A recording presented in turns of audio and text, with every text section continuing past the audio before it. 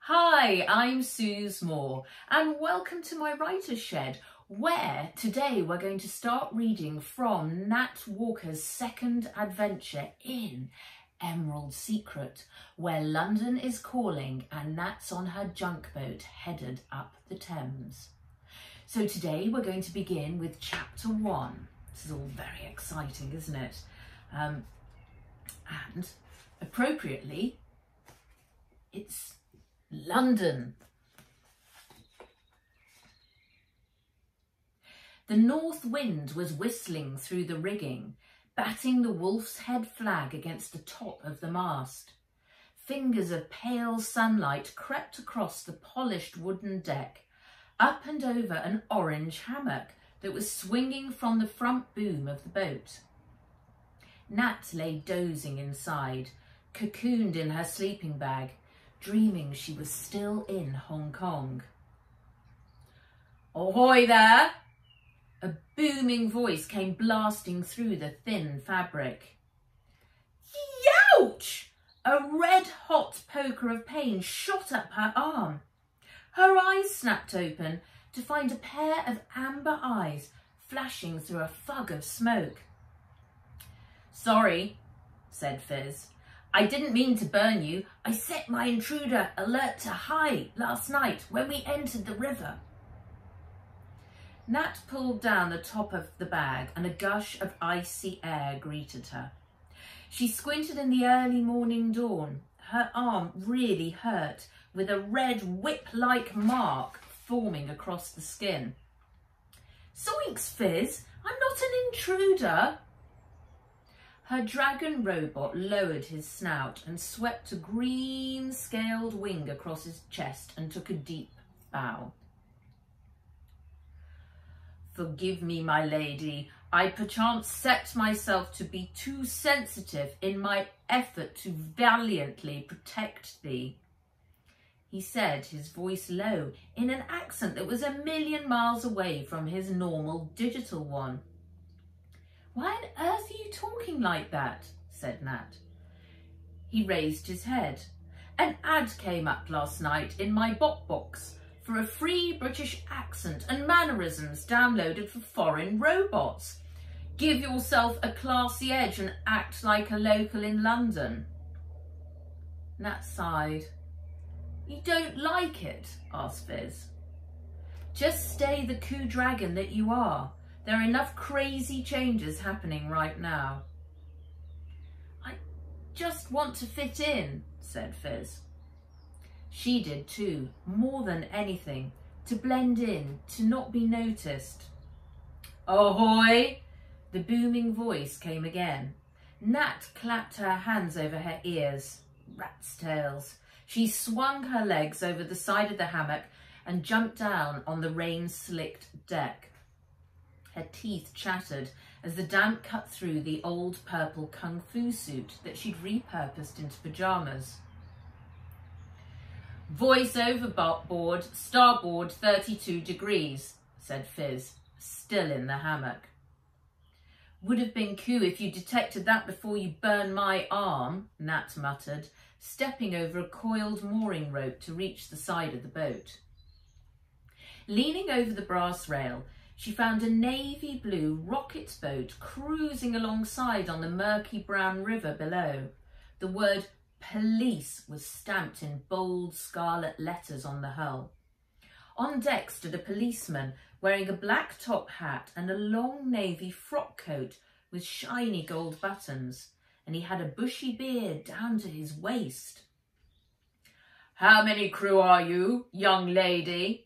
he bellowed through an old-fashioned handheld megaphone.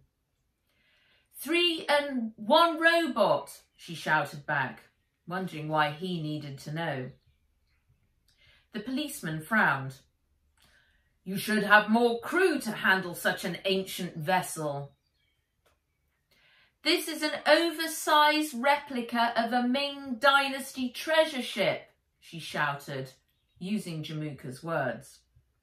"It's only 14 years old and runs on a Max Edge computer. It can sail without crew."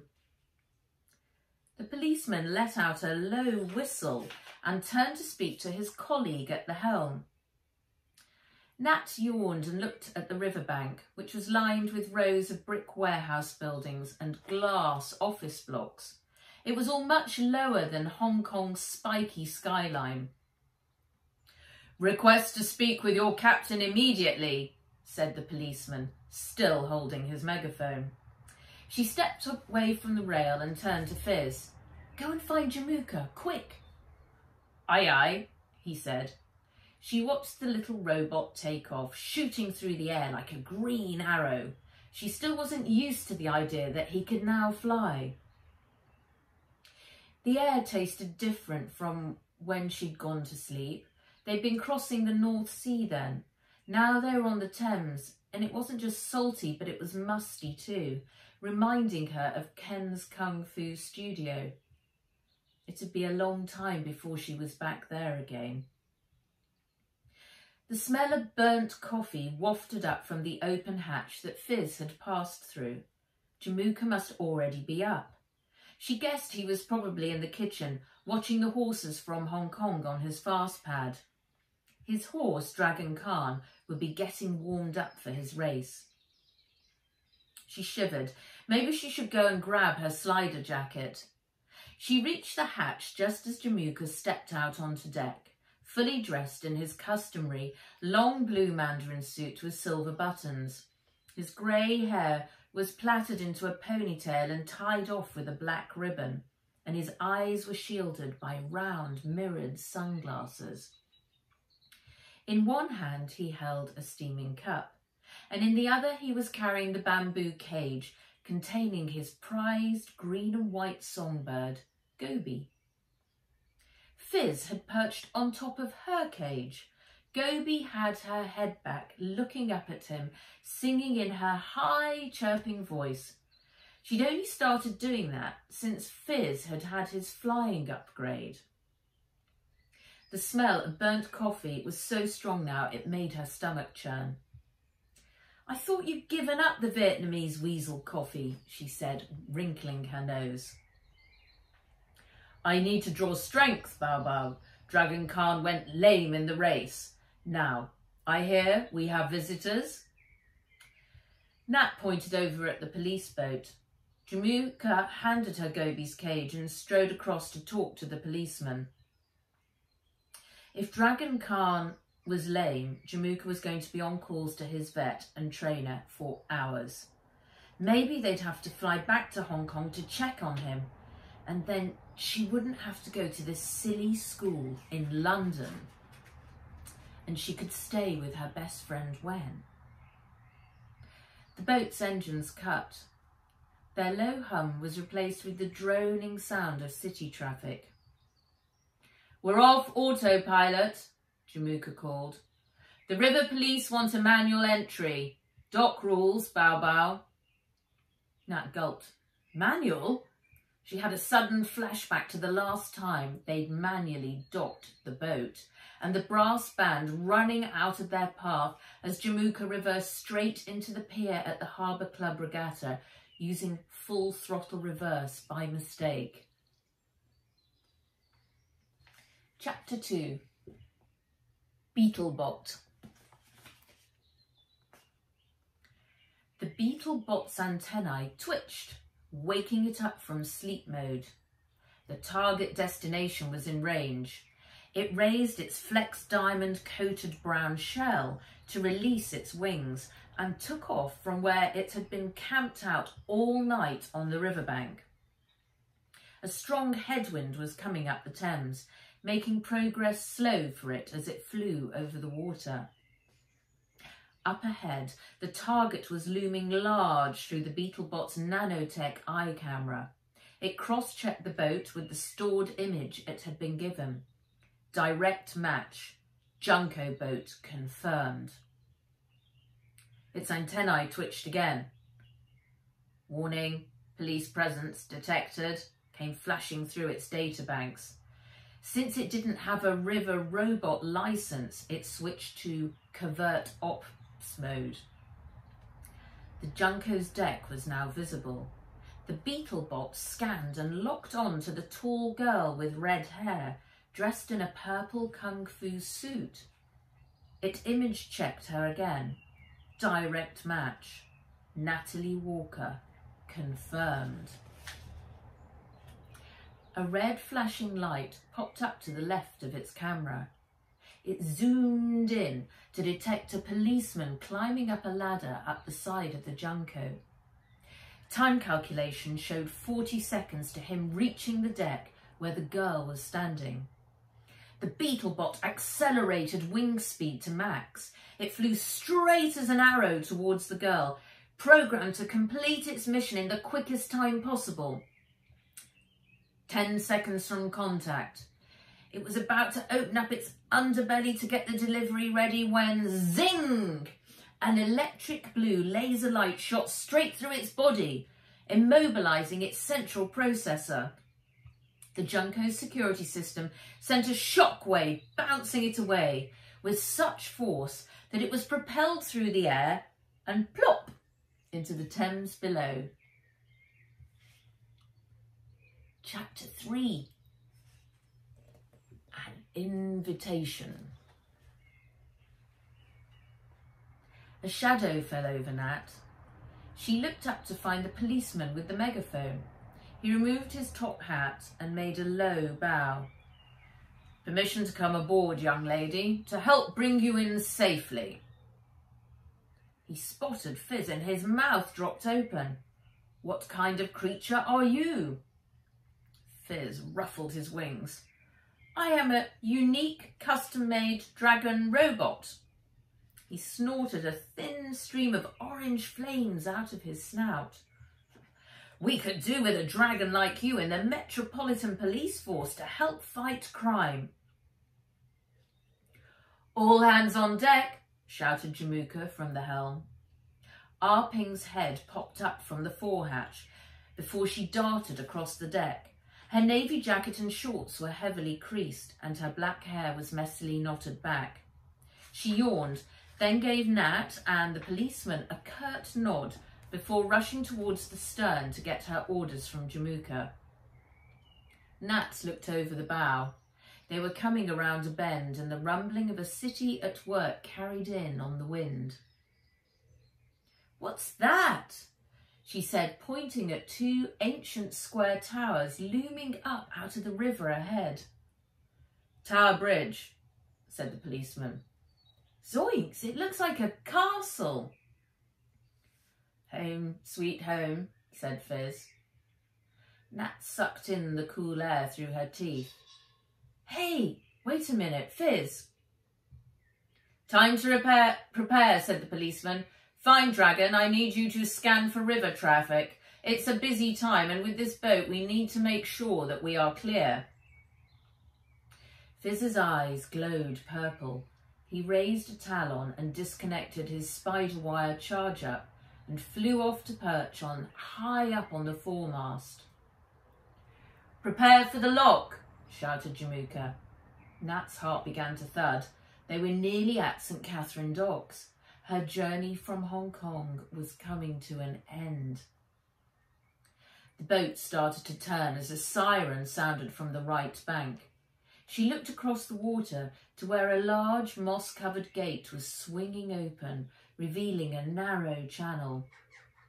Not in a trillion years are we ever going to fit through that, she said. By my calculation, we can fit in the lock, though it will be fingers in glove, called Fizz from the mast. Hand in glove. Ah, yeah, I hope you're right, said Nat, gritting her teeth. Crossing the vast oceans, tossed over waves and turned in the swell, the Junco had seemed small and fragile. But here, hemmed in by land, the boat felt like a gigantic floating island. To your ropes, shouted Jamuka. Nat leapt into action. Jamuka started to nose the Junco into the lock. Murky brown water cascaded through an ancient black lock gate at the other end. It was spilling in from so high up, it could possibly sink them. Nat was sure they were going to end up at the bottom of the Thames. Slow down, bellowed Fizz, smoke pouring out of his snout. Reverse thrust, shouted the policeman. Jamuka pushed the Junco's engines into reverse, and a loud roar erupted as the propellers churned the water into a bubbling cauldron of brown froth, turning the lock into a giant jacuzzi. Quick as lightning, Nat unclipped the life raft bag from the mast, sprinted to the front rail where water was now gushing down onto the deck. She hooked the bag onto a rope and pulled the emergency inflation cord. Woof! The yellow life raft blew up in front of the prow. The prow nosed into it, pushing the donut-shaped raft up against the lock gate. The cover stretched so tight she thought it was going to burst, but just as she covered her ears, ready for a deafening pop, the boat bounced back. "Cut engines!" shouted the policeman. The roar vanished. The Junco stilled, holding steady. Behind them, the gates of the Thames began to close, sealing them in. "Good thinking, young lady," said the policeman, tipping his hat at her. She wiped the mucky river water off her face. Her old kung fu suit was soaked through. A torrent of water started to gush through an upper channel. "Lock filling, haul in the raft," said Fizz, swooping down to land on her shoulder. She unhooked the raft from the rope as Ah Ping came sprinting across the deck. "I help," said Ah Ping. The policeman stepped forward, and between the three of them, they dragged the wet raft over the prow. A large group of onlookers were now gathered on the quay below, filming their progress. "Delivery for Miss Walker," someone shouted in a tinny-sounding voice. Nat frowned. How could anyone know her here, on the other side of the world to Hong Kong? "There's a Beetle bot at the gate," said Fizz. "It's holding an envelope, one of those old-fashioned ones made out of trees. It's addressed to you." She looked over to where Fizz's snout was pointing. A shiny, robotic brown beetle with long antennae had its beady black eyes fixed upon her. It was dripping with water, holding a cream envelope between its hairy legs. "Ooh! It's a giant termite," said Nat. "Correction, it's a giant cockroach," said Fizz. "That's even worse." "I agree. At least you don't have to be cordial to it," said Fizz, flying off down to the quayside. He returned swiftly, the envelope grasped in his talons, and she took it from him. On the front, someone had written Natalie Walker in fancy black inked handwriting. Flipping it over, she saw the initials I.S. stamped into the paper in gold foil. She slid her hand under the flap and opened it, and inside lay a thick cream invitation. "Baroness Ivy Shiversand requests the pleasure of Natalie Walker to afternoon tea on April 14th at 4 p.m. Shiversand Manor, London. No need to RSVP. Saskia will escort you from Boxbury School." "But that's tomorrow. That's my first day of school," said Nat. She'd no idea who Baroness Ivy Shiversand was, or Saskia, but she had no interest in going there for tea. London life sucked already, and they'd only just arrived. And that's the end of chapter 3. Please come join me tomorrow and we'll start on chapter 4 with Ivy, as Nat begins her new life in London. Thanks so much for joining me, and I hope to see you again soon. Thank you. Bye-bye.